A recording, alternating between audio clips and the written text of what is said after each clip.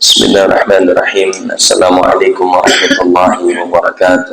Waalaikumsalam warahmatullahi wabarakatuh. Innal hamdalillah nahmaduhu wa nasta'inuhu wa nastaghfiruh wa na'udzu billahi min shururi anfusina wa sayyiati a'malina.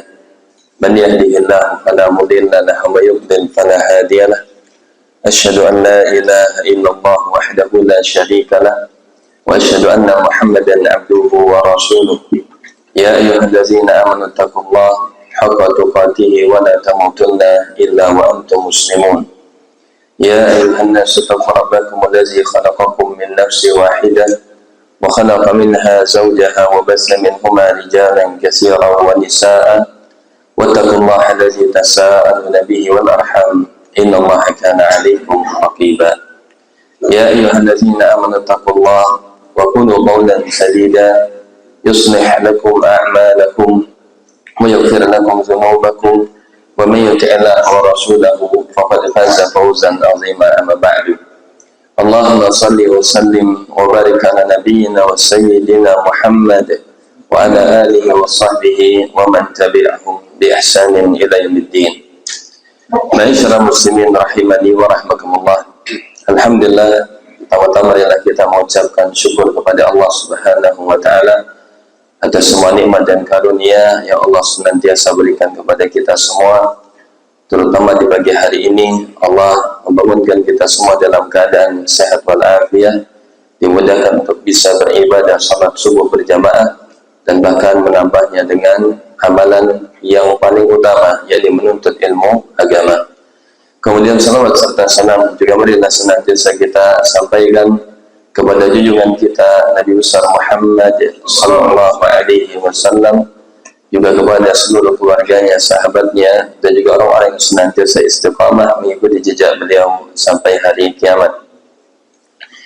Ikhwani fiddin, azani Allah wa iyyakum jami'an.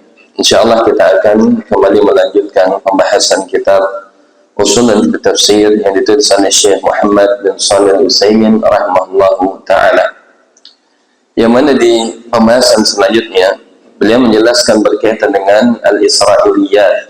Ya, ada yang masih ingat Pak apa Israiliyat? Ya, al-Israiliyat adalah kabar atau informasi yang berasal dari Bani Israel. Ya, maka disebut dengan al-Israiliyat. Dan kemarin sudah kita bahas Israiliyat itu berdasarkan ketetapan hukumnya dibagi menjadi 3. Apa yang ditetapkan di dalam Islam maka ditetapkan oleh orang-orang Muslim, dan apa yang diingkari maka diingkari, dan apa yang tidak diingkari atau tidak ditetapkan maka kita tawakuf, ya, kita tidak mengomentarinya. Dan kebanyakan Israiliyat itu tidak memiliki faedah, ya, terkait dengan suatu hukum, terkait misalnya berkenaan dengan anjing Ashabul Kahfi, bagaimana warnanya dan seterusnya. Ya, jadi tidak berkaitan secara langsung terhadap urgensi suatu hukum. Bahkan kebanyakan yang kata para ulama tidak memiliki faedah, ya.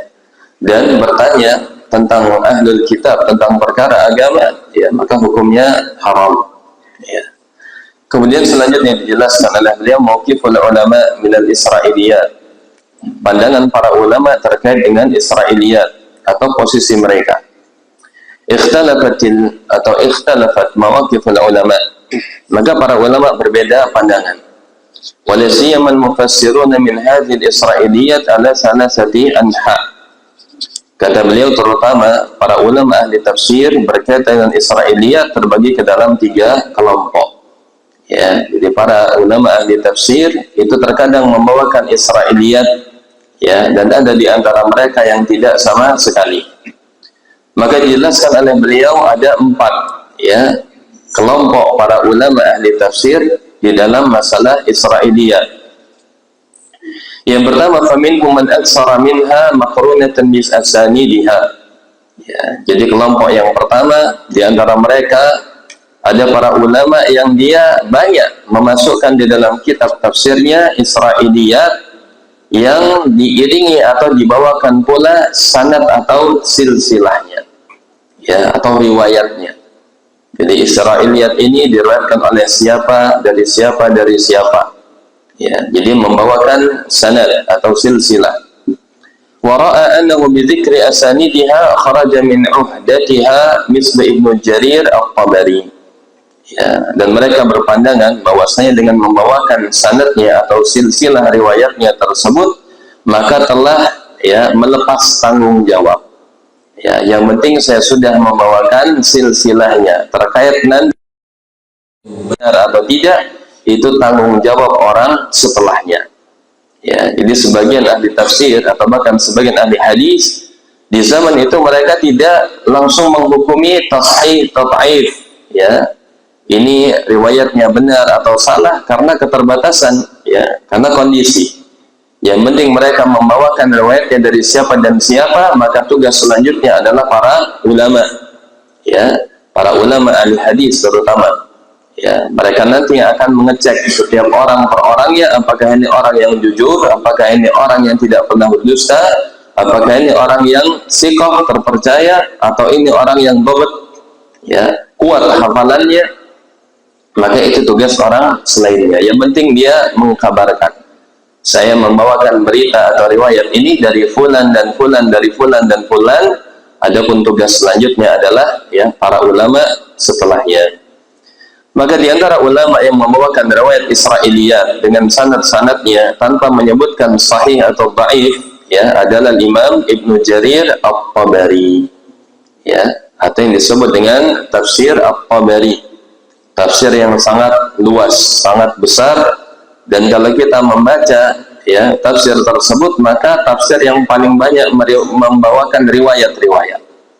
Ya, jadi beliau kalau menafsirkan sesuatu itu dengan riwayat. Ya, maksud ini apa, maka dibawakan riwayatnya meskipun tidak menyebutkan ini riwayatnya sahih atau dhaif.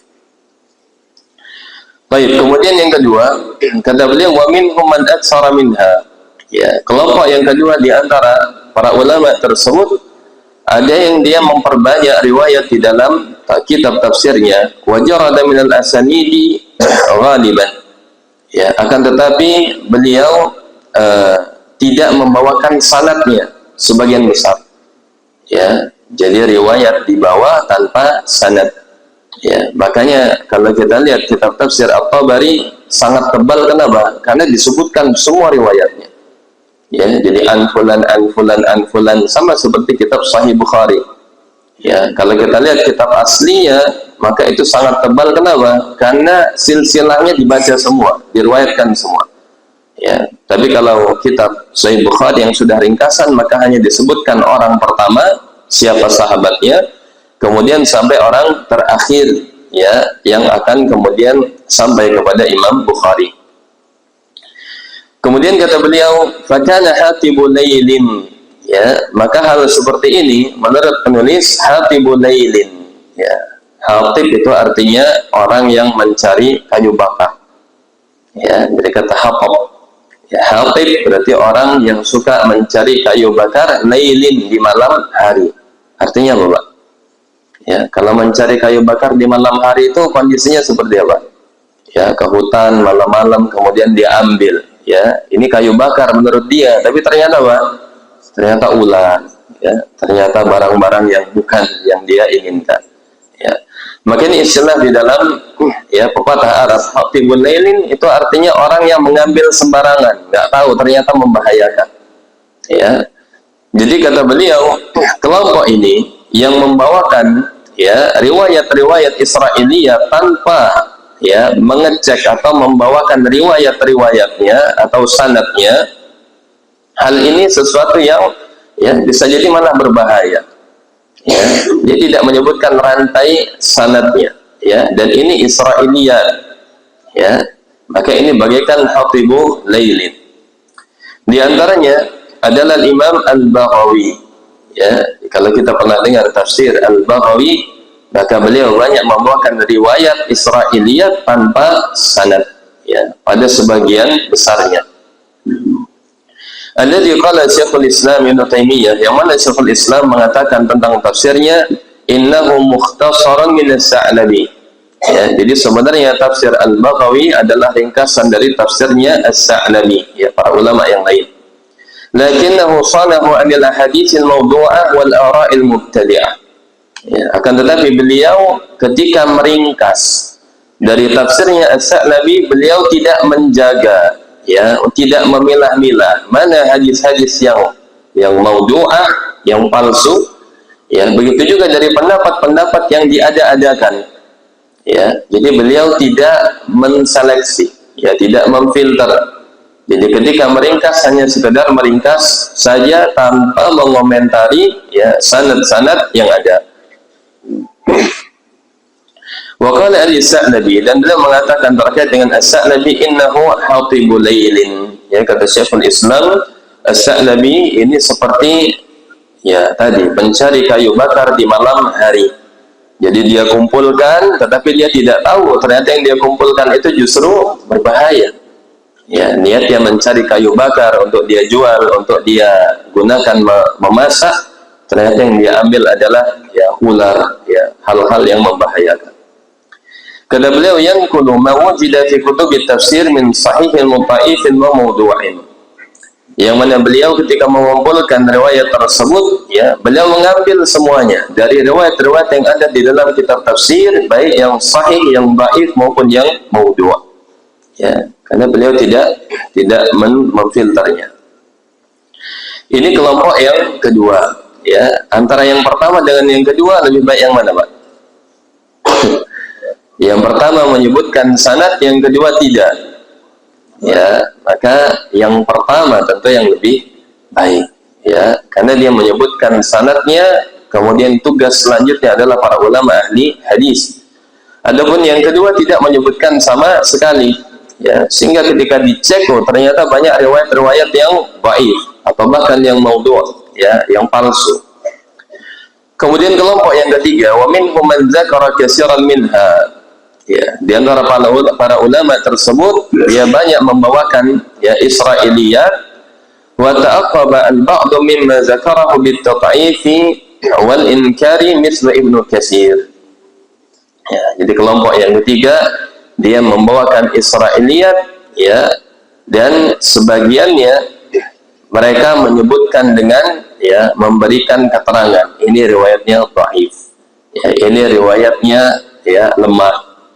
Ya, jadi menyebutkan riwayat sambil mengomentari riwayat tersebut, ya, agar orang dia bisa, Pak, ya, dia bisa tahu, oh, ini riwayatnya bagus sehingga bisa lebih diyakini, ya. Sementara riwayat yang lemah, ya, maka tidak langsung, ya, karena hadis lemah itu boleh nggak dipakai, Pak?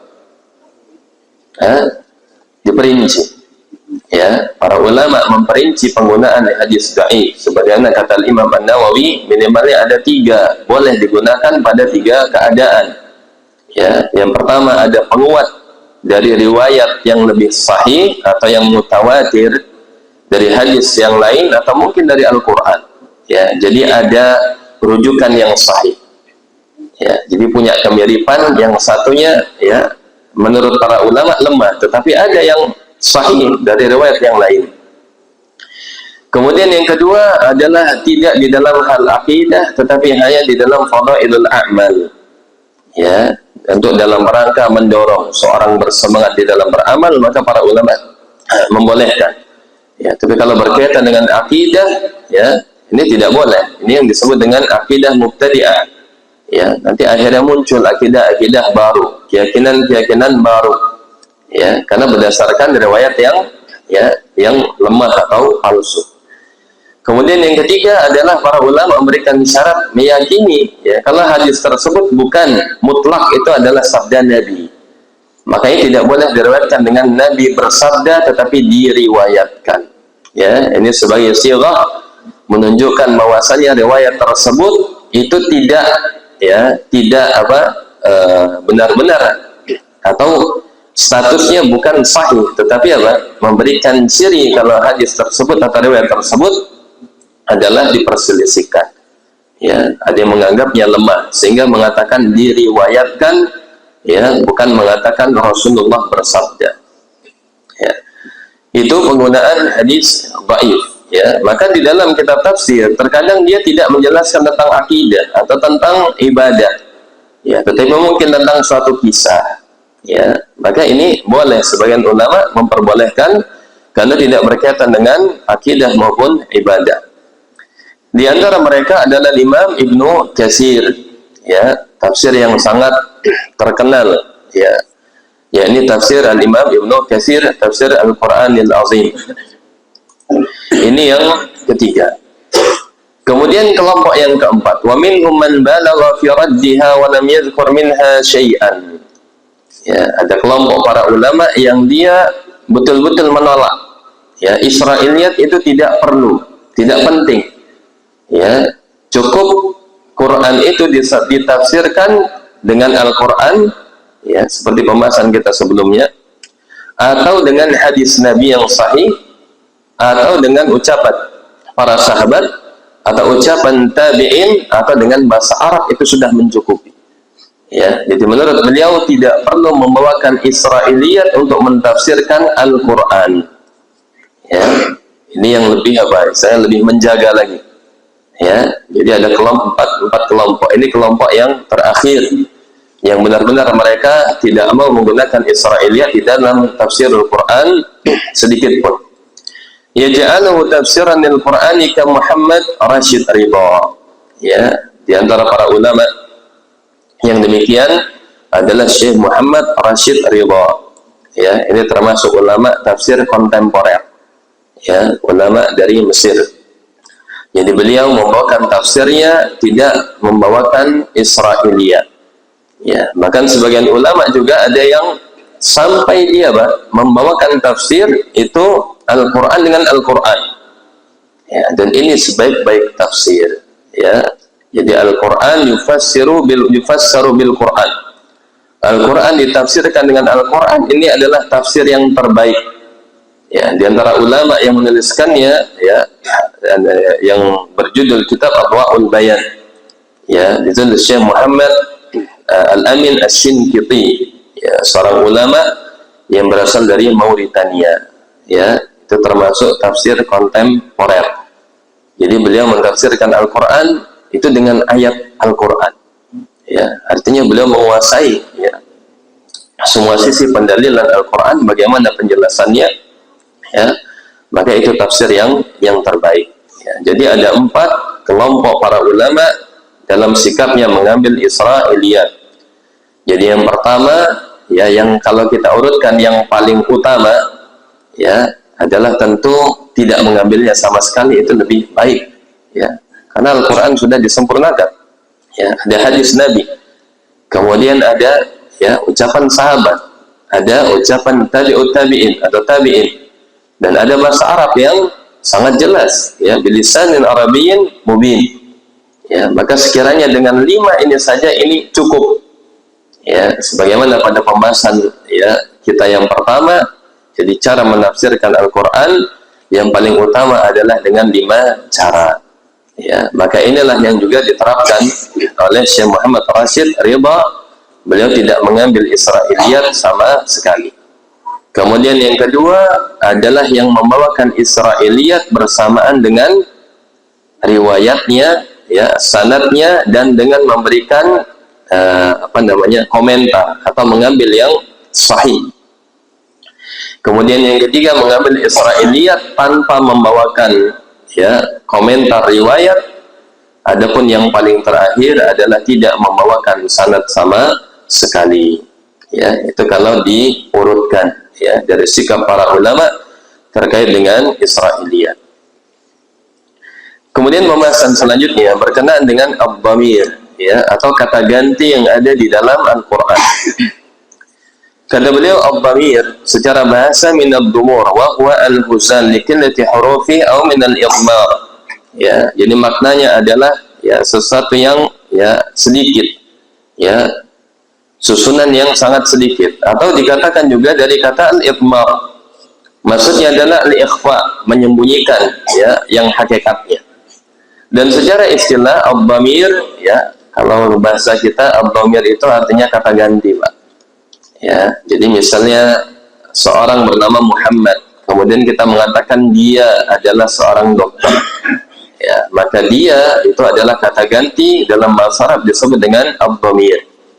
Ya, di dalam Al-Quran dibahas berkaitan dengan ad-dhamir. Ya, jadi kata ganti digunakan di dalam Al-Quran dan dia memiliki faidah. Ya, para ulama mengatakan faddalu alal huduri naw'an, dan dhamir yang menunjukkan sesuatu yang hadir, yang ada. Ya, kalau yang ada berarti siapa dengan siapa, Pak? Orang pertama dan orang kedua.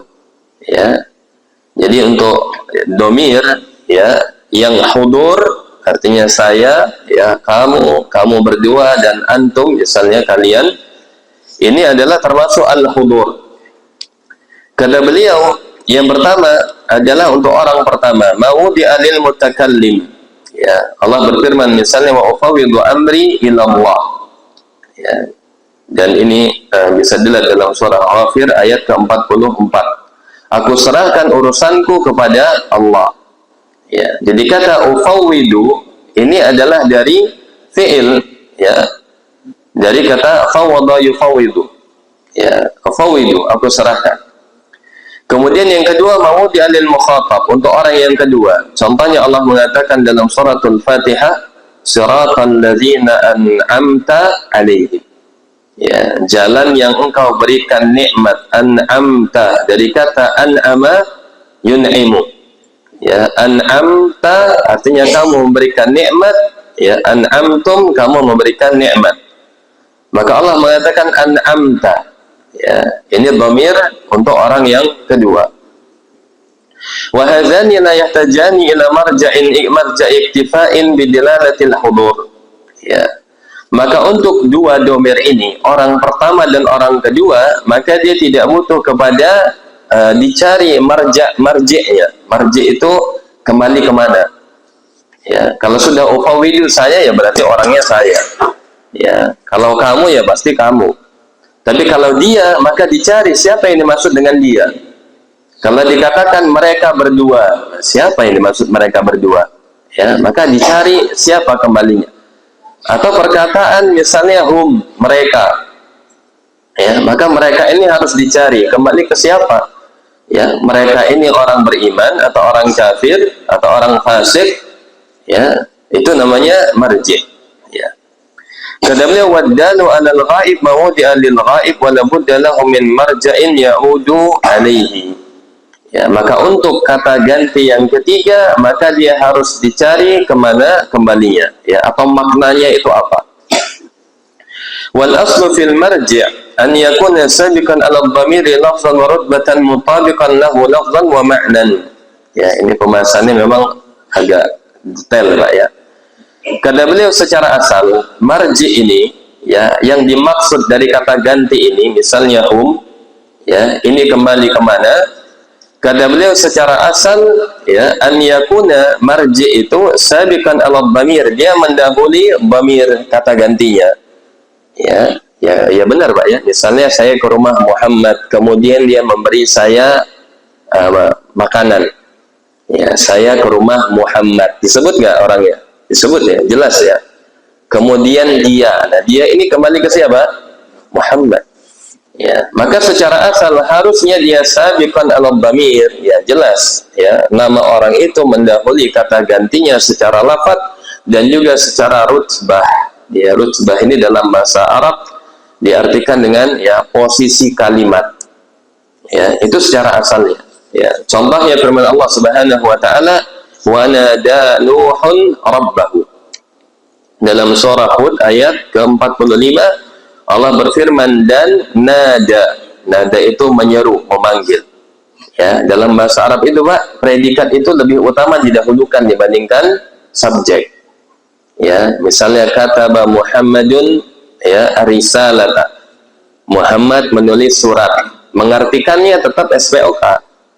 Tapi secara penulisannya yang lebih utama dalam bahasa Arab atau paling sering digunakan adalah predikat dulu. Fi'ilnya dulu baru fa'il. Ya. Jadi di sini Allah berfirman wanada, ya, dan menyeru Nabi Nuh alaihissalam rabbahu, Tuhannya. Ya, maka rabbahu di situ Tuhannya kembali ke mana? Tuhannya siapa? Tuhannya Nuh.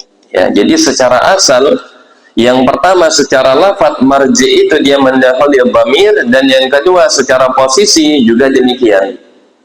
ya, maka Tuhannya, ya, nyanya itu, ya, pasti dia didahului oleh, ya, dengan namanya. Siapa yang dimaksud? Wa qad yakunu mafhuman min maddatil fi'li sabiq. Dan terkadang marji ini, ya, sesuatu yang kembali kepadanya, atau sesuatu yang, apa ya, bahasa kita, ya, kalau secara besar marji itu tempat kembali, ya, yang dimaksud, ya, adalah yang mengandung atau terkandung di dalam satu fi'il, ya, min maddatil fi'il, atau unsur dari satu kata kerja. Contohnya Allah mengatakan dalam surat Al-Maidah ayat ke-8, Allah mengatakan i'dilu wa aqrabu littaqwa. Ya, apa artinya i'dilu? Berlaku adillah. Ya, ini fi'il bukan? Fi'il, kata kerja, fi'il amr, perintah. Berlaku adillah, huwa, yang demikian itu aqrabu littaqwa, lebih dekat kepada ketakwaan. Nah, huwa ini kembalinya kemana? Hah? Ya, berarti ke perbuatannya. Ya, kata kerjanya i'dilu, yang terkandung di dalam kerja di situ adalah sifat al-adl. Ya, jadi Allah mengatakan berlaku adillah, dia lebih dekat kepada takwa, maksudnya adalah berlaku adil. Ya, maksudnya perbuatan adil, keadilan itu lebih dekat kepada takwa. Meskipun tidak ada sebelumnya, kembali kemana? Ya, karena dia berupa fi'il. Ya, fi'il itu tidak bisa dijadikan kata ganti. Ya, yang bisa itu isim. Ya, misalnya al-adlu wa aqrabu littaqwa, itu betul. Ya. Jadi al-adlu dijadikan kata gantinya huwa, tetapi kalau i'dilu itu tidak bisa. Ya, maka di sini difahami secara mafhumnya. Ya, yang difahami dari perintah itu adalah berlaku adil. Ya. Wa qad yasbiqu lafdhan la rutbatan. Dan terkadang juga dhamir itu datang, atau pembahasan berkaitan dengan marji itu, ya, itu mendahului secara lafaz tetapi tidak secara, ya, posisi kalimat. Contohnya Allah mengatakan wa idzi batala Ibrahim rabbahu, ya, dan tatkala ibtala itu adalah menguji, fi'il. Ya, Ibrahim menguji Ibrahim rabbahu, Tuhannya. Ya, jadi kalau kita lihat di sini apa? Dia mendahului lafaznya. Ya. Jadi yang disebut dengan rabbahu, di situ kembali ke siapa? Ya, Tuhannya adalah kembali kepada Ibrahim. Ya, maka dia mendahului secara lafaz, tetapi secara posisi dia tidak. Ya, kenapa? Karena posisinya, ya, objek Ibrahim itu didahulukan. Dan tatkala Ibrahim, dan tatkala menguji Ibrahim Tuhannya. Ya, jadi secara asal yang betul itu gimana? Dan tatkala Tuhannya menguji Ibrahim. Ya, jadi posisi perpindahan ini dibahas oleh para ulama. Wa qad yasbiqu rutbatan la lafdhan, dan terkadang sebaliknya, ya, dia mendahului posisinya tetapi tidak secara lafadznya. Contohnya apa? Hamala kitabahu at-talibu.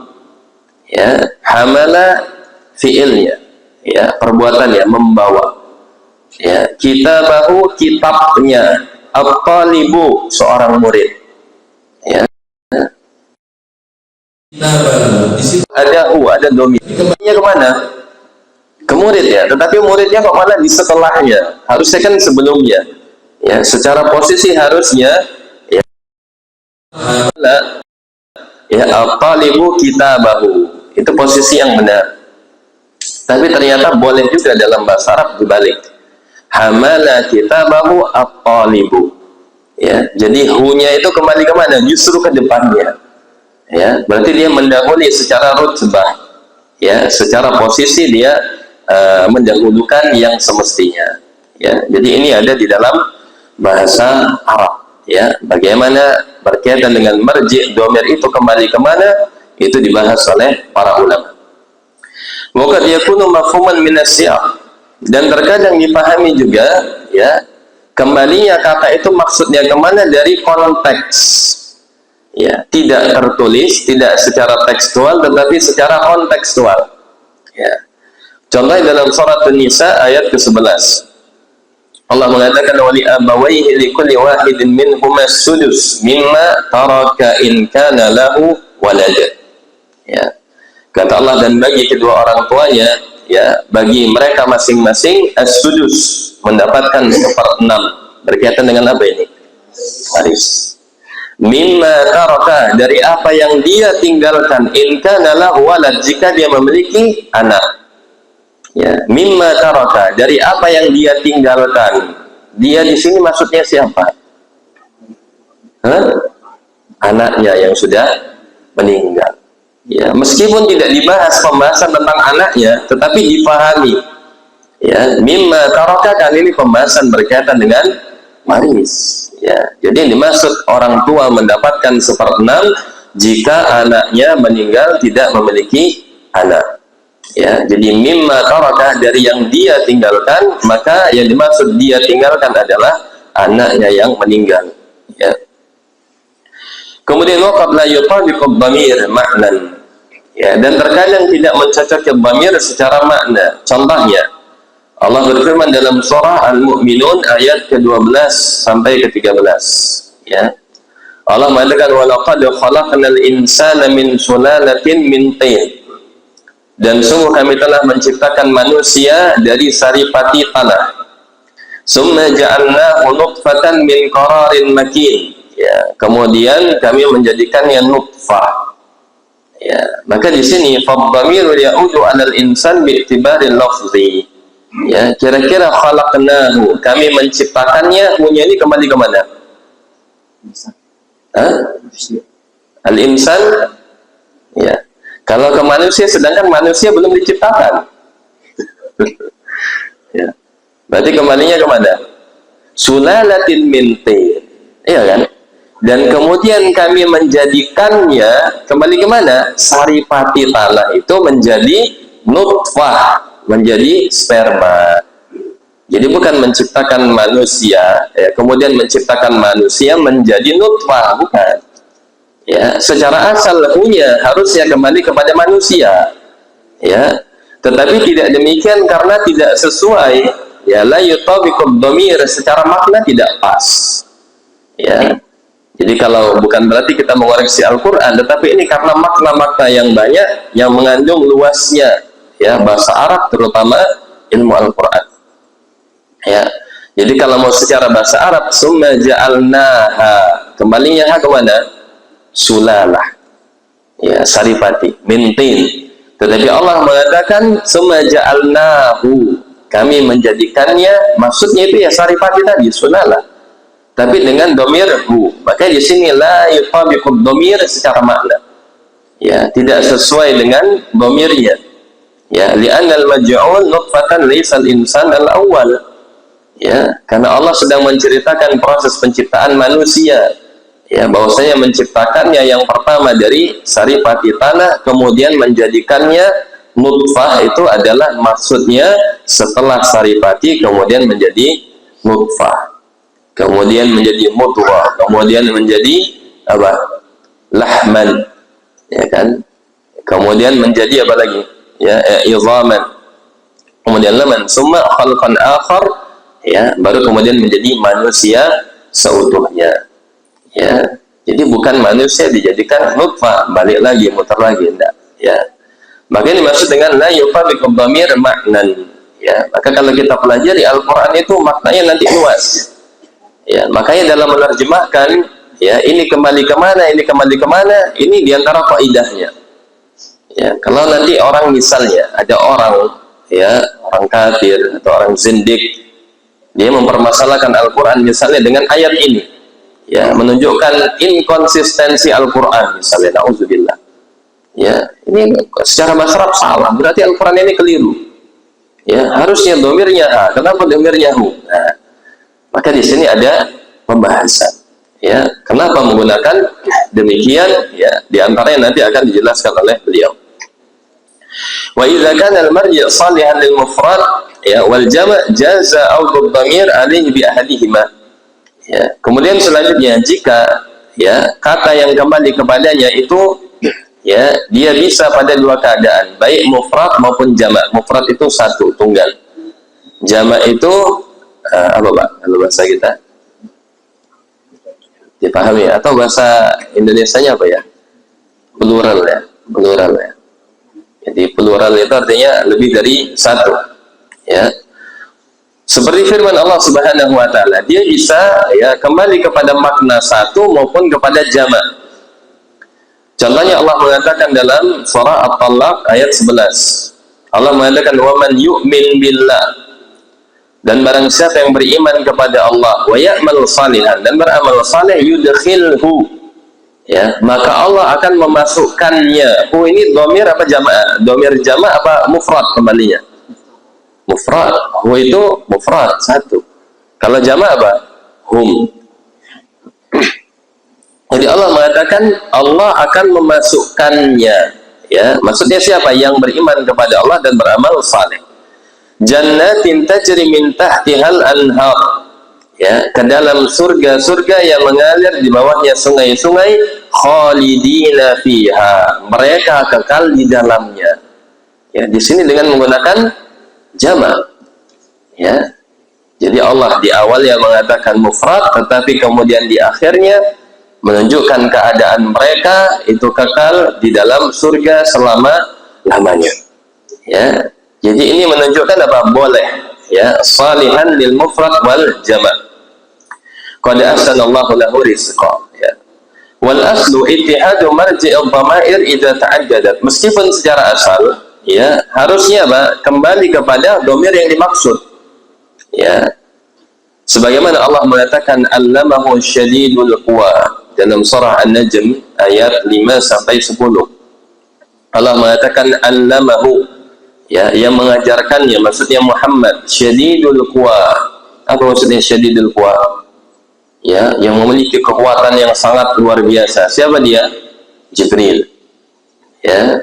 Jadi Jibril mengajarkan Al-Quran kepada Muhammad, ya, syadidul quwa, zu miratin fastawa, yang memiliki akal, ya, fastawa, ya, dan kemudian dia menampakkan dirinya, wa huwa bil ufuqil a'la, dan Jibril ketika itu berada di tempat yang tinggi, sumadana fatadalla, kemudian dia mendekat dan tambah dekat lagi, fakana qaba qausaini aw adna, bahkan jaraknya seperti dua busur panah, ya, busur panah kurang lebih kan satu lengan, ya.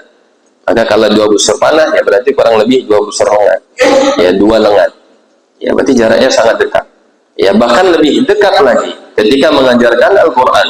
Fa'auha ila abdihi ma'auha, kemudian dia Jibril, ya, auha, menyampaikan wahyu kepada hambanya, maksudnya kepada hamba Allah Muhammad, ma'auha, apa yang diwahyukan kepadanya, kepada Allah, ya. Maka di sini kata beliau, fa dhamair rafa fi hadhihi al-ayati ta'udu ila syadidil quwa wa huwa Jibril.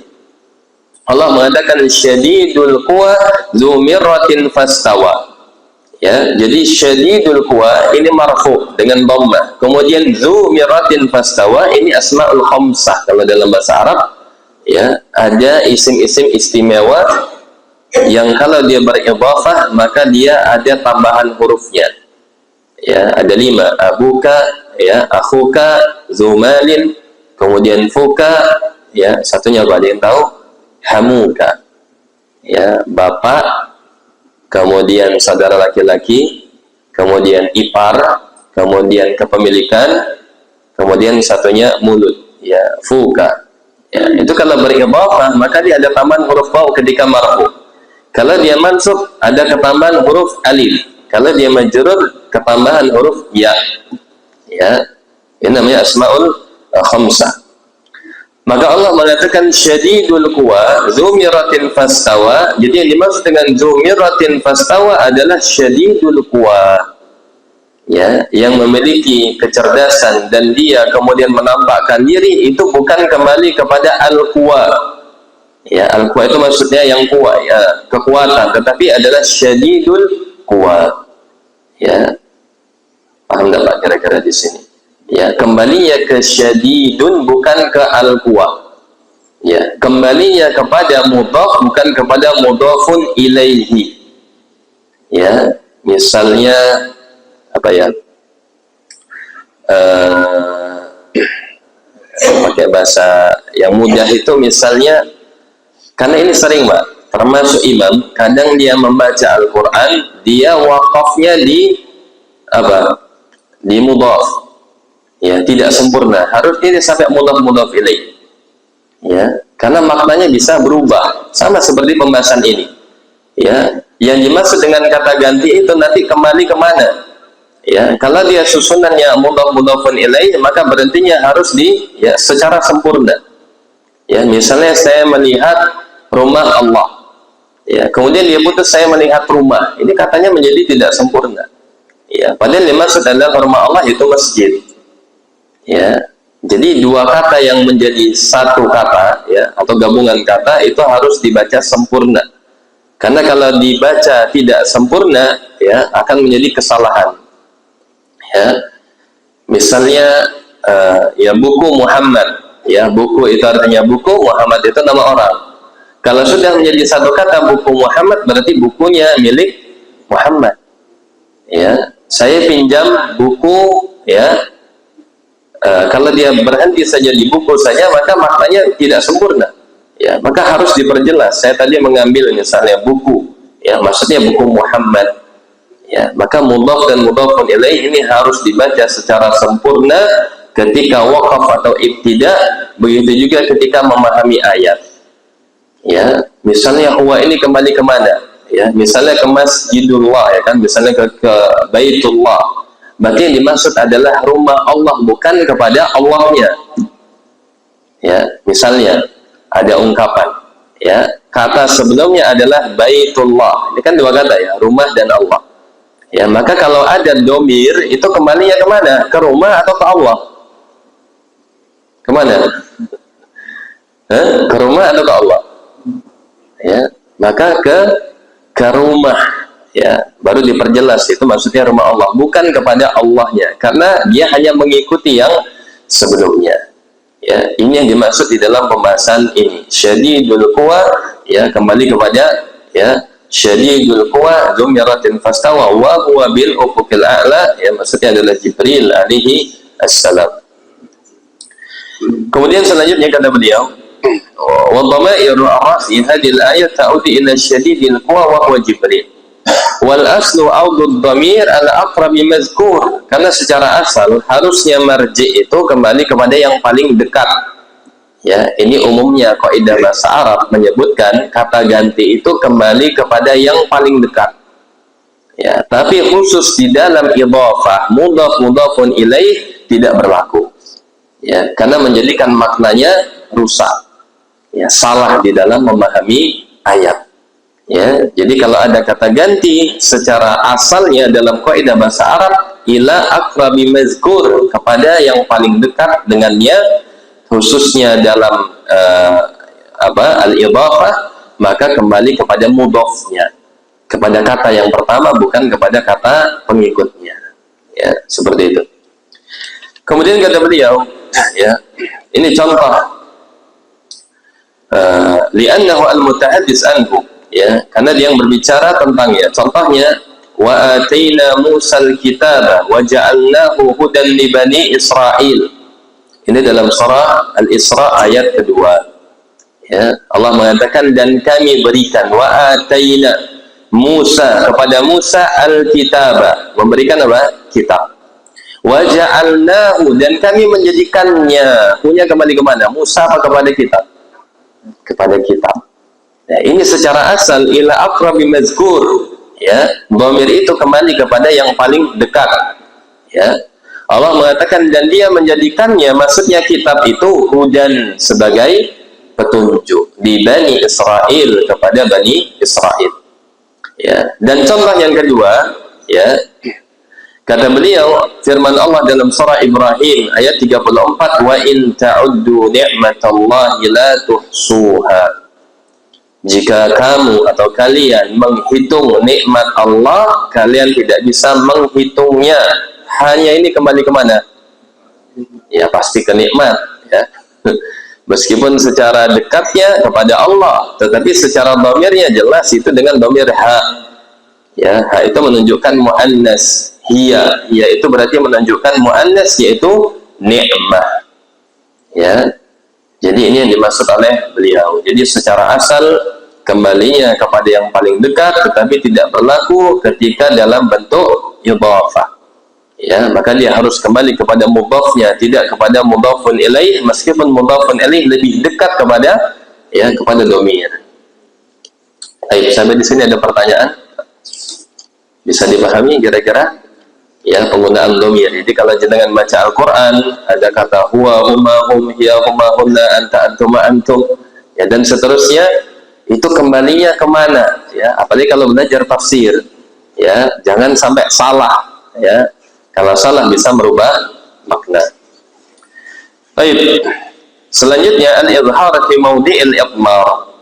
Ya, ini pembahasan berikutnya. Jadi secara asal, ya, an yu'ta fi makan ad-dhamir bil-dhamir. Ya, ketika Allah menjelaskan satu kata ganti, dia menjelaskan dengan pada tempat kata ganti tersebut. Ya, tetapi terkadang tidak, dan itu ada maksud yang lain. Ya, jadi secara asal misalnya Allah mengatakan, ya, di sini ada contohnya dalam surat Al-Ahzab ayat 35. Ada yang bawa mushaf? Ya, ayatnya panjang. Ya. Karena di sini Allah menyebutkan 20 kata yang disebutkan sebelumnya, kemudian menyebutkan dengan dhamir. Ya. Ada yang ketemu, Pak? Ayat 35 Al-Ahzab. Ya. Baca ayatnya. Innal muslimina wal muslimati wal mu'minina wal mu'minat. Terus Wal mu'minat. langsung aja mungkin. Wal qanitina wal qanitat. Ya. Was shadiqina was shadiqati. Was sabirina was sabirati. Wal khashi'ina wal khashi'ati. Wal musaddiqina wal musaddiqati. Was shaimina was shaimati. Wal hafizina furujahum. Wal hafidatu wal muslima lillah kasirau wal irati wa adallahu lahum wa ajran. Ya, jadi di situ Allah menyebutkan 20 kata sebelumnya, tentang orang yang mukmin, orang yang muslim, orang yang berpuasa, orang yang jujur, orang yang bersedekah, orang yang berzikir, orang yang menjaga kehormatannya, kemaluannya. Ya, kemudian Allah sebutkan a'addallahu lahum. Ya, Allah menyiapkan bagi mereka. Mereka ini kembali ke mana? Ya, 20 yang disebutkan tadi. Ya, apa yang disiapkan? Maghfiratan wa ajran 'azima. Ya, ampunan dan pahala yang sangat besar. Ya, maka di sini maka disebutkan humnya itu kembali kepada sebelumnya. Ya, kepada 20 20 kata yang disebutkan sebelumnya. Ya, kemudian kata beliau, wa rubbama yu'ta makan ad-dhamir bil ismi adh-dhahir wa huwa ma yusamma lil har fi mawdi'il idmar. Ya, tapi pada satu keadaan Allah tidak menyebutkan demikian, tidak dengan dhamir, tetapi dengan apa? Dengan kata yang lain. Ya, tidak dengan menggunakan kata ganti, tetapi dengan kata yang lain. Dan kata beliau, walahu fawaidu katsiratun tazharu bihasabi siyaq minha. Ya, dan di sini ada faidah, ya, di dalam ayat yang dia secara asal menyebutkan dhamir, tapi pada ayat yang lain tidak menyebutkan dhamirnya. Ya, tetapi dengan kata yang lain. Ya. Di antara hikmahnya yang pertama adalah al-hukmu ala marji'ihi bima yaqtadihi al-ismu zahir. Ya, adalah menjelaskan hukum yang terkandung di dalamnya. Ya, berarti hukumnya apa? Ya, orang-orang yang tadi itu, ya, orang-orang yang disebutkan oleh Allah Subhanahu wa taala tadi apa? Mereka yang puasa, mereka yang muslim, yang beriman, yang berzikir, ya, yang berpuasa ya, dan semualah bersedekah, ya. Dari 20 sifat tersebut, maka mereka dihukumi dengan ismu zahir. Ya, konsekuensinya. Ya, jadi hukum mereka adalah mereka ini mendapatkan apa? Ya, pahala. Kemudian yang kedua, bayanu illatil hukmi. Hikmah yang kedua atau faedah yang kedua adalah menjelaskan sebab. Ya, sebabnya adalah ya karena amal saleh mereka tadi. Ada yang berpuasa, ada yang berzikir, dan seterusnya. Kemudian yang ketiga, umumul hukmi likulli muttasafin bima yaqtadihi al-ismu zahir. ya, adalah keumuman hukum bagi siapa saja yang tersifati dengan sifat mereka. Ya, jadi kalau kita rajin puasa, kita masuk dalam ayat ini. Kalau kita rajin berzikir, masuk dalam ayat ini, mendapatkan ampunan dan mendapatkan pahala yang besar. Ya, termasuk yang menjaga kehormatannya, ya, termasuk juga yang dia, ya, suka bersedekah, maka masuk di dalam ayat ini. Ya, jadi ada 3 faedah. Dan contoh ayat yang lain, Allah Subhanahu wa taala mengatakan, "Man kana aduwwan lillahi wa malaikatihi wa rusulihi wa Jibril wa Mikala fa innallaha aduwwun lil kafirin." Ya, dalam surah Al-Baqarah ayat ke-98. Ya, Allah mengatakan barang siapa yang dia menjadi musuh bagi Allah, bagi para malaikat, bagi para rasul, bagi Jibril, Mikail, maka sesungguhnya Allah juga menjadi musuh bagi orang yang kafir. Ya, di sini Allah tidak mengatakan fa innallaha aduwwun lahum. Ya, harusnya kan begitu ya. Maka sesungguhnya Allah akan menjadi musuh bagi mereka. Tapi di sini Allah mengatakan aduwwun lil kafirin. Maka sesungguhnya Allah menjadi musuh bagi orang yang kafir. Ya, maka di sini hikmahnya atau faedahnya yang pertama, bahwasanya al-hukmu bil kufri, ya, hukum, ya, terhadap orang yang menjadi musuh bagi Allah, para malaikat, rasul dan Jibril dan Mikail, hukumnya kafir. Ya, menjadikan konsekuensi hukum perbuatan tersebut adalah termasuk perbuatan kafir, kekufuran. Ya. Kemudian yang kedua, annallaha aduwwun lahum bikufrihim, dan Allah menjadi musuh bagi mereka karena sebab kekafiran mereka. Dan yang ketiga adalah mengandung faedah anna kulla kafirin fallahu aduwwun lahu. Ya, maka setiap, ya, orang yang kafir maka menjadi musuh bagi Allah. Ya, jadi pertama hukum terhadap sesuatu, kemudian sebab hukum tersebut, kemudian yang ketiga, ya, keberlakuan hukum terhadap yang tersifati dengannya. Ya, maka siapa saja yang dia menjadi musuh bagi Allah, maka Allah pun menjadi musuh baginya. Ya, ini kandungan ayat. Kemudian contoh yang lain, Allah berfirman, "Walladzina yumassikuna bil kitabi wa aqamus shalah, inna la nudhi'u ajral muslihin." Ya, dalam surah Al-A'raf ayat ke-17. Dan orang-orang yang berpegang dengan Alkitab dan mereka menegakkan salat, sesungguhnya kami tidak akan menyia-nyiakan pahala orang yang berbuat kebajikan. Ya, Allah tidak menggunakan kata ganti inna la nudhi'u ajrahum, tetapi dengan ajral muslihin. Ya, ini ada faedah.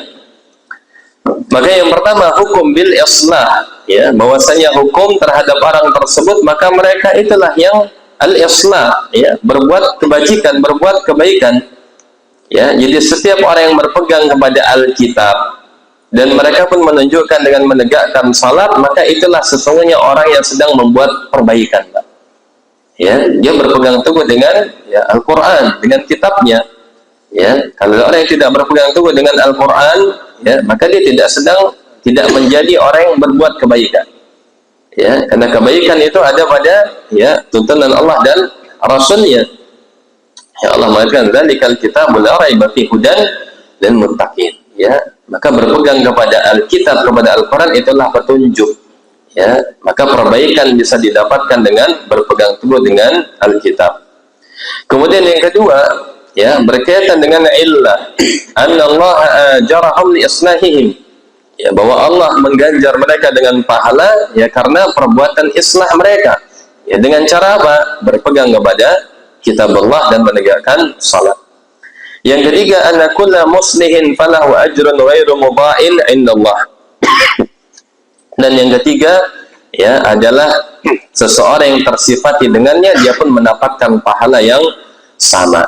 Ya, maka setiap siapa saja, ya, termasuk di antara kita, berpegang teguh dengan Al-Quran, kemudian menunjukkan konsekuensinya di antaranya dengan menegakkan amalan yang paling utama, yaitu salat.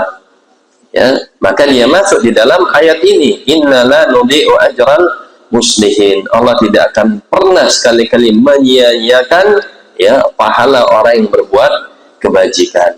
Ya, misalnya seorang berputus asa dia, Ya, saya sudah berusaha berpegang kepada Al-Quran dan Sunnah, saya sudah berusaha beribadah sesuai dengan tuntunan, tapi kok kondisi demikian dan demikian. Ya, maka ketahuilah, inna la nudhi'u ajral muslimin. Allah tidak akan menyia-nyiakannya.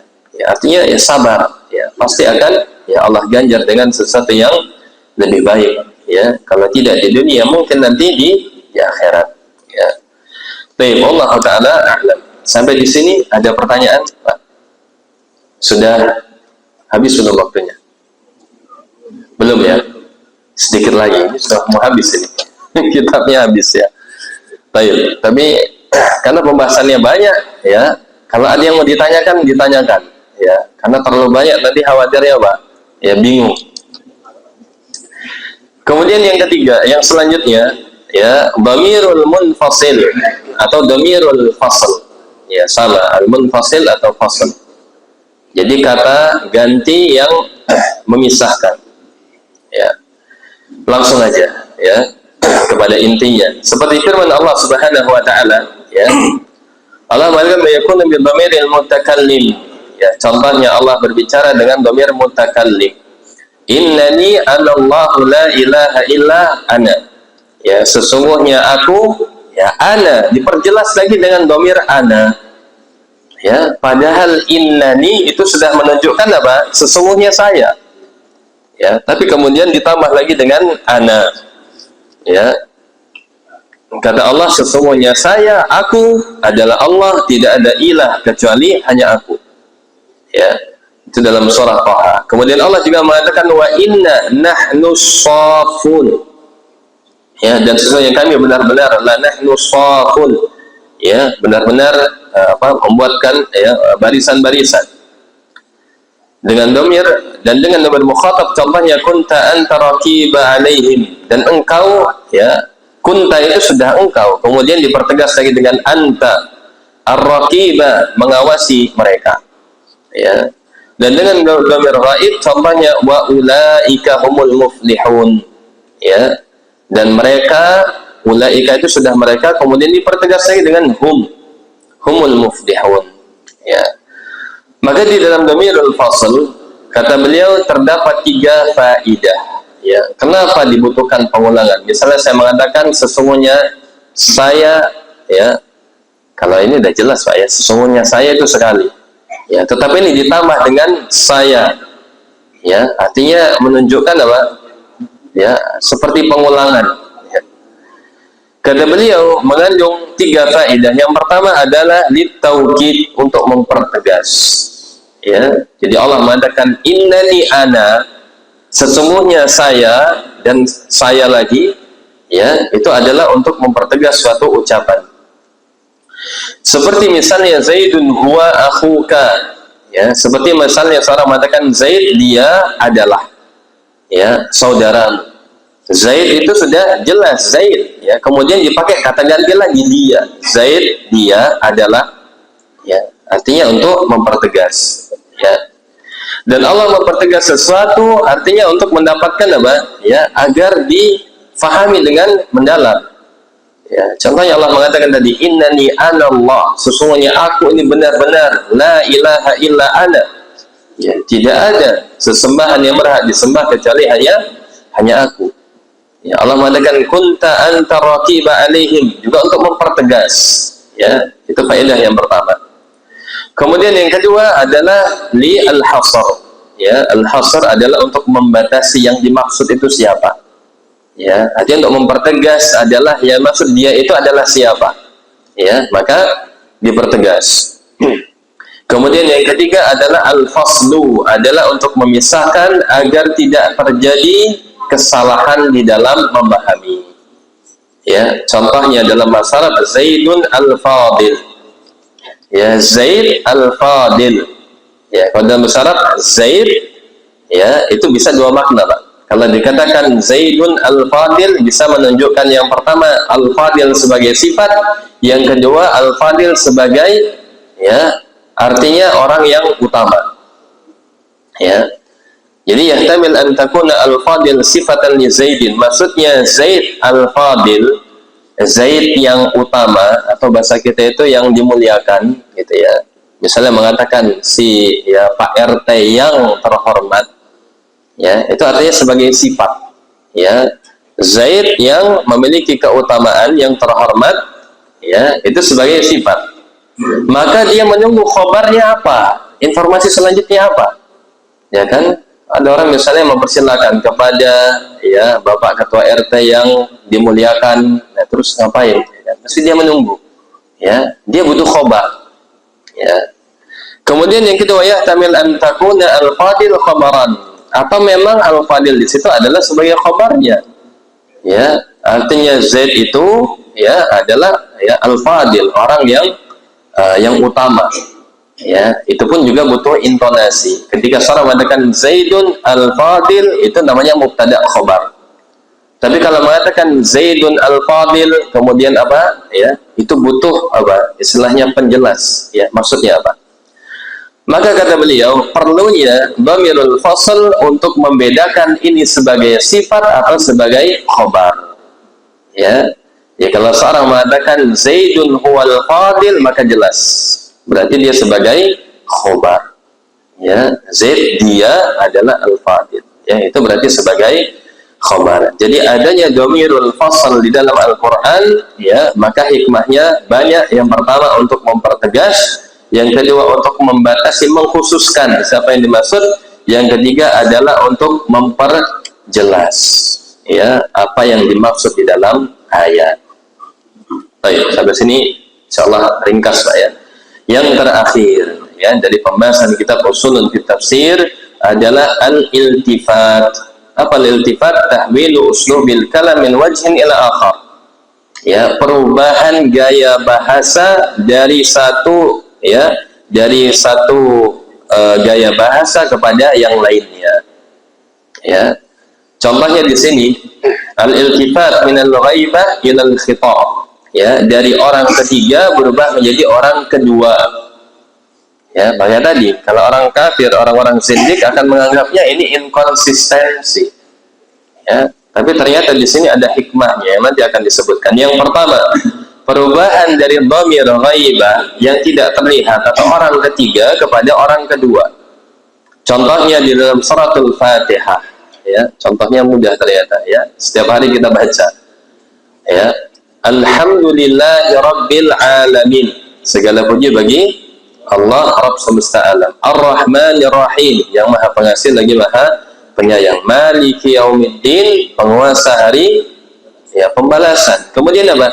Iyyaka, hanya kepadamu. Kembalinya kemana? Orang kedua. Tadinya orang ketiga. Ya, segala puji bagi Allah. Kemudian mengatakan iyyaka, hanya kepadamu. Na'budu wa iyyaka nasta'inu, dan hanya kepadamu kami memohon pertolongan, sampai seterusnya. Ya, ihdinas siratal mustaqim siratal ladzina an'amta 'alaihim, itu semuanya kedomirnya siapa? Anta semua. Ya, ihdina itu kata perintah, ya, permohonan kepada Allah, kepada orang kedua, tunjukkan kepadaku, kepada kami. Ya. Maka ini iltifat dari dhamir ghaibah orang ketiga kepada orang kedua. Ya. Kemudian contoh yang lain, perubahan dari dhamir khitab orang kedua kepada orang yang ketiga, sebaliknya. Ya, Allah mengatakan hatta idza kuntum fil fulki wa jarayna bihim, dalam surah Yunus ayat ke-22. Ya, kata Allah, sampai ketika kamu berada di dalam perahu atau kapal, ya, dan kemudian berjalan kapal itu dengan mereka, dari kamu menjadi mereka. Ya, ada perubahan. Ilal mutakallim, ya, dari orang ketiga menjadi orang pertama. Allah mengatakan Mitsaq bani Israil wa ba'asna minhum, ya, dalam surah Al-Maidah ayat, kata Allah, dan sungguh kami, ya, atau Allah telah mengambil, ya, akhazallah, ini orang ketiga, mitsaq bani Israil, perjanjian kepada Bani Israil, wa ba'asna, kemudian kami mengangkat di antara mereka 12 pemimpin. Ya, dari Allah, dari orang ketiga, kemudian wa ba'asna, menjadi kami orang pertama. Kemudian contohnya lagi dari perubahan ya orang pertama menuju orang yang ketiga. Seperti firman Allah, "Inna a'tainakal kautsar, fashalli li rabbika." Ya, sesungguhnya kami ini orang keberapa? Pertama. Ya, telah memberikan kepada kamu Muhammad dengan al-kautsar. Ya, banyak tafsirnya. Al-khairul katsir atau al-haud fil jannah dan seterusnya. Fashalli li rabbika, maka salatlah untuk Rabbmu. Ya, padahal Allah tadi berbicara tentang dirinya, kemudian berbicara tentang Rabbmu. Ya, kalau kata orang kafir gampang, ini jadi dalil. Ya, di sini berarti ada tidak konsisten. Ya, pertama membicarakan saya, kemudian memerintahkan beribadah kepada Rabbnya. Siapa yang dimaksud Rabb? Sedangkan yang berbicara Allah, kan gitu ya. Ya, maka di sini ada perubahan dari orang pertama menuju orang ketiga. Ya, kata para ulama di sini terdapat ya beberapa faedah. Yang pertama, hamlul mukhatabi hamlul mukhatab alal intibah li taghayyuri wajhil uslub alaih. Ya, perubahan kepada dhamir orang kedua itu adalah untuk memberikan perhatian. Ya, jadi ketika merubah ya adalah agar yang diajak bicara itu memperhatikan perubahan uslub atau gaya bahasa di dalam Al-Quran. Ya, artinya supaya benar-benar memperhatikan. Ya, contohnya kita baca surat Al-Fatihah, itu selama ini kita nggak sadar, gitu ya. Ternyata setelah kita memuji Allah, kemudian kita sedang meminta, kita sedang apa? Berdoa ternyata, Pak. Ya, jadi surat Al-Fatihah itu tidak sekedar kita sedang mengagungkan Allah, bahkan kita pun sedang meminta berdoa kepadanya. Ya, setelah memuji alhamdulillahirabbil alamin arrahmanir rahim maliki yaumiddin, kemudian apa? Iyyaka na'budu wa iyyaka nasta'in ihdinas siratal mustaqim. Ya, jadi perubahan itu ternyata ada makna yang terkandung di dalamnya. Ya, supaya kita lebih apa? Mendekat lagi. Tadinya sedang membicarakan Allah, kemudian kita sedang berbicara kepadanya. Dari orang ketiga kemudian justru ya kepada orang kedua. Kemudian yang kedua, hamluhu ala tafkiri fil ma'na li'anna taghayyura wajhil uslubi yuaddi ila tafkiri fis sabab. Ya, yang kedua kata beliau faedahnya adalah ya agar seorang itu dia ya sama sih intinya lebih mentafkir ya, memikirkan di dalam maknanya. Ya, yang pertama untuk memunculkan perhatian loh, kenapa kok berubah? Yang kedua adalah untuk menjalani kenapa berubah. Ya, apa hikmahnya? Ya, adanya perubahan tersebut. Yang ketiga, daf'us sa'amah wal malal anhu li'anna baqa'al uslubi ala wajhin wahidin yu'addi ilal malal ghaliban. Ya, yang terakhir kata beliau adalah untuk menghilangkan kebosanan ya di dalam gaya bahasa. Ya, jadi uslubnya berubah-ubah supaya apa? Ya, tidak menjadikan jenuh dan supaya seorang itu lebih memperhatikan. Ya, jadi kalau kita paham bahasa Arab kok begini ya, nah, membuat kita akhirnya kenapa ya? Ya, tapi kalau ceritanya hanya satu saja tentang dia, ya sudah.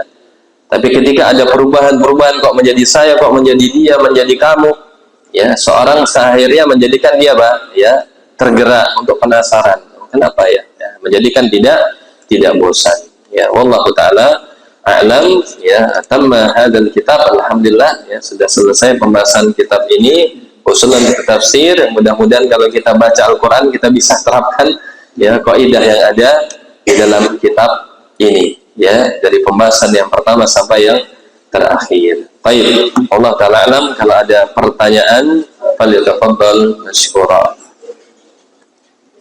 Baik. Masyaallah. Alfin. Ya Mas Alfin ini. Kaifa halukum? Hal anta bi khair? Wa ra'aituka mundu mudda. Alfin mau tanya. Ya, mana soalukum? Ini murid saya ini, insyaallah. Semangat ini. Ya, Waalaikumsalam. Gimana Mas Alvin? Nah, suaranya dikeraskan.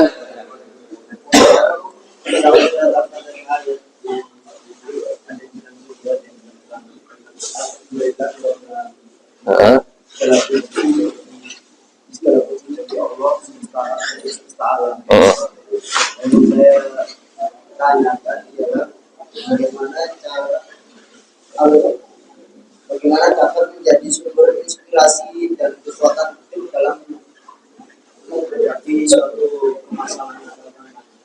Oh, ya. Jadi ayat itu menjadi sumber inspirasi gitu ya. Ya, itu maksudnya. Dari ayat Alhamdulillahirabbil alamin. Segala puji bagi Allah Rabb semesta alam. Gitu ya. Baik. Kira-kira apa? Bisa menjadi sumber inspirasi apa? Ya. Jadi yang pertama, ayat itu berkenaan dengan penetapan ya prinsip ketauhidan, terutama berkaitan dengan rububiyah. Ya, bahwasanya Allah Subhanahu wa taala itu yang melakukan semua perbuatan. Allah menciptakan, yang mengatur alam semesta, menghidupkan, mematikan, yang menetapkan takdir, ya, itu adalah Allah Subhanahu wa taala. Bagaimana sumber inspirasinya? Ya, artinya dari hal ini bisa dikaitkan juga dengan hadis yang lain. Ya, kata Nabi sallallahu alaihi wasallam, "I'malu fakullun muyassarun lima khuliqalah." Ya, berbuatlah yang terbaik, setiap orang akan disampaikan kepada takdirnya. Ya, jadi kalau kita yakin, ya, kita ini kalau Allah itu pasti adil, ya, orang yang baik itu pasti akan diberikan yang terbaik. Orang yang berusaha itu pasti akan diberikan balasan yang pasti. Ya, artinya sumber inspirasi untuk menjadikan kita semakin yakin kalau kita terus berbuat baik pasti akan ada balasan yang terbaik. Ya, karena Allah ya menetapkan sesuatu dari sifat rububiyahnya kepada seorang hamba, meskipun itu rahasia Allah ya, masalah takdir, tetapi Allah mengatakan, atau Nabi mengatakan, i'malu, ya, beramallah, berusahalah yang terbaik, setiap orang akan disampaikan menuju kepada takdir yang terbaik baginya. Ya, jadi sumber inspirasi untuk seorang apa? Dia beramal saleh, ya, karena Allah pasti akan memberikan balasan yang sebaik-baiknya. Ya, seperti ayat yang tadi, ya, innala nudhi'u ajral muslimin. Kalau yang sebaik-baiknya kan teman saya tuh nanti protes. Apa? Gimana? Pernah protes ke saya. Iya. Kan domisilinya kan aslinya di Sumatera. Terus ngekos di daerah Lombok itu. Terus saya tanyakan, dia protes ke saya gini, kenapa jikalau Tuhan itu maha adil, kenapa tempat saya, domisili saya di mana itu Sumatera dikasih banjir? Ya, dibilang gitu ya. Kalau Allah adil, ya, maka kenapa Pak tempat saya aja nggak semuanya gitu kan? Adilnya yang semua gitu Pak ya, semuanya banjir, itu adil. Iya.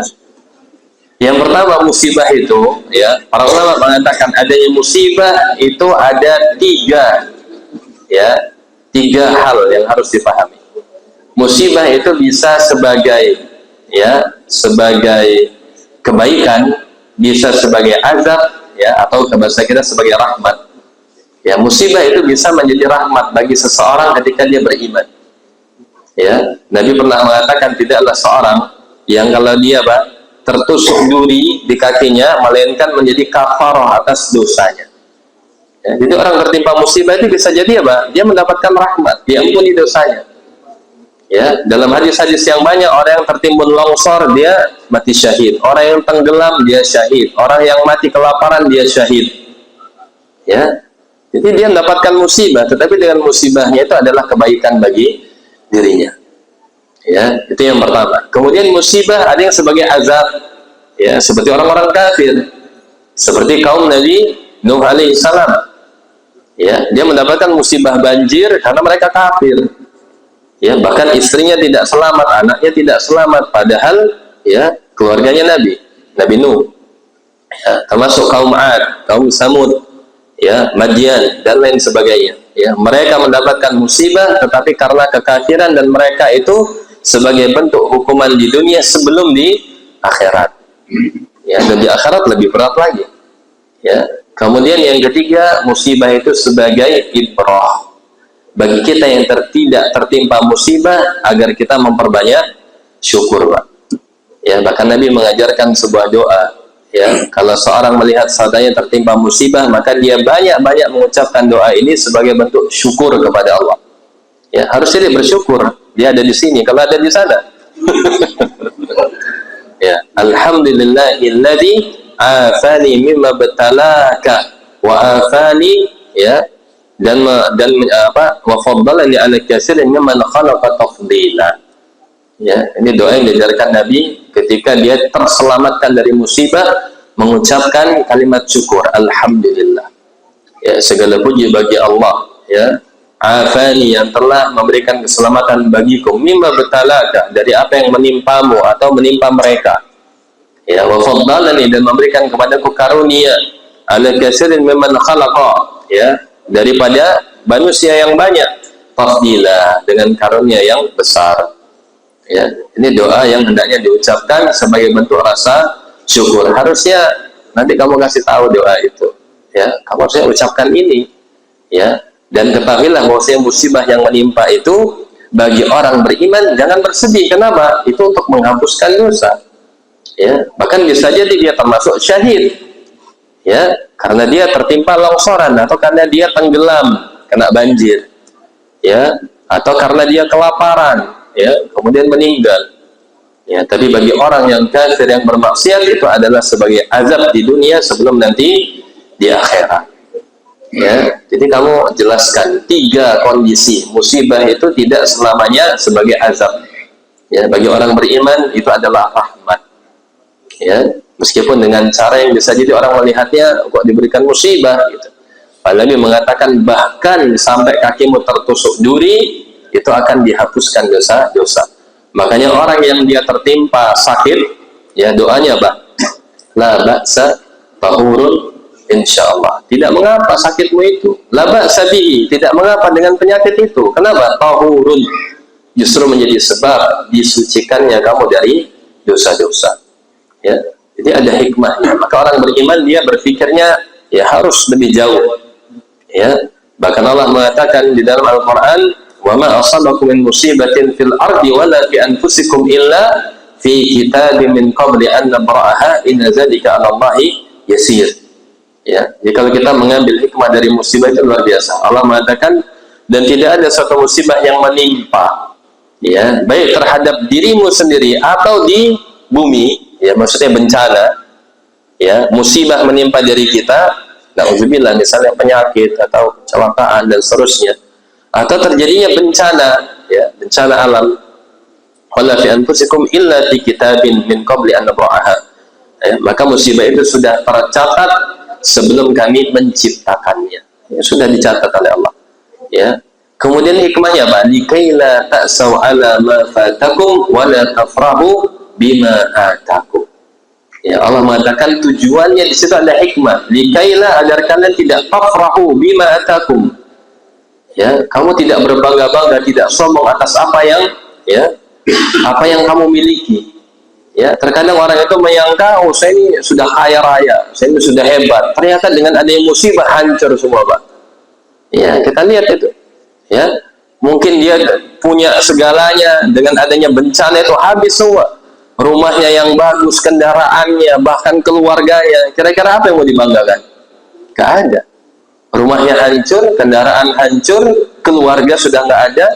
Apa yang mau kamu banggakan? Likaila tafrahu alama, ya, likaila ta'saw alama fatakum. Ya. Jadi hikmahnya ada 2, agar orang itu tidak sombong atas apa yang sekarang dia miliki. Ya, karena ternyata semua yang dimiliki itu bisa hancur dalam sekejap dengan izin Allah. Ya, nggak perlu sombong, punya jabatan, ya, jenderal misalnya, ya, dikasih Allah penyakit, selesai, ya, lumpuh, cacat, ya, nggak berguna lagi jabatannya, bahkan dia butuh bantuan orang yang paling rendah, ya, dia butuh pembantu, ya, dulunya gagah, ya, menzalimi orang, na'udzubillah, hati-hati. Punya harta, dimiskinkan Allah, akhirnya jadi peminta-minta, malu, taruh di mana muka, ya, lebih baik bunuh diri mungkin. Ya, dulunya saya sombong, kemudian sekarang saya jadi miskin. Ya, maka Allah katakan supaya kamu tidak sombong atas yang kamu miliki saat ini. Kemudian yang kedua, likaila ta'saw ala ma fatakum. Ya, meskipun terbalik ini saya membahasnya, ya, secara ayatnya, agar kalian tidak terlalu bersedih hati atas apa yang hilang.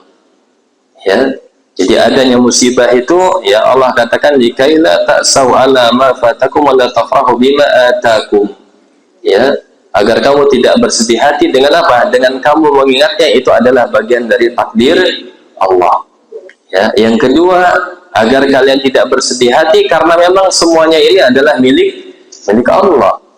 Ya, ini tidak perlu bersedih hati. Memang ini bukan punya kita.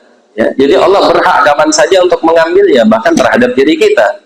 Ya, Allah mengambil nikmat kesehatan itu punya Allah. Ya, maka atas apa nikmat yang masih ada ya harus disyukuri. Ya, jadi seperti itu. Allah Taala a'lam. Ya, jadi dengan adanya musibah, ya, mari kita untuk mengambil hikmah yang banyak. Ya, kita doakan saudara kita yang masih tertimpa musibah, ya, agar yang wafat, yang mendapatkan mungkin, ya, mereka menjadi sakit atau cacat, ya Allah ganjar dengan pahala yang berlipat, ya, dan orang-orang yang kita terselamatkan darinya agar kita memperbanyak syukur dan memanfaatkan setiap nikmat, ya, untuk lebih mendekatkan diri kita kepada Allah. Baik, seperti itu. Allah Taala a'lam. Baik, cukup insyaallah. Ya, itu ya Mas Alvin ya. Kira-kira masuk nggak ya? Pas nggak jawaban? Ya, baik, mudah-mudahan bisa dipahami dan manfaat bagi kita semua. Kita akhiri dengan doa kafaratul majelis. Subhanakallahumma bihamdika asyhadu an la ilaha illa anta astaghfiruka wa atubu ilaik. Wabillahi taufiq wal hidayah. Wassalamualaikum warahmatullahi wabarakatuh.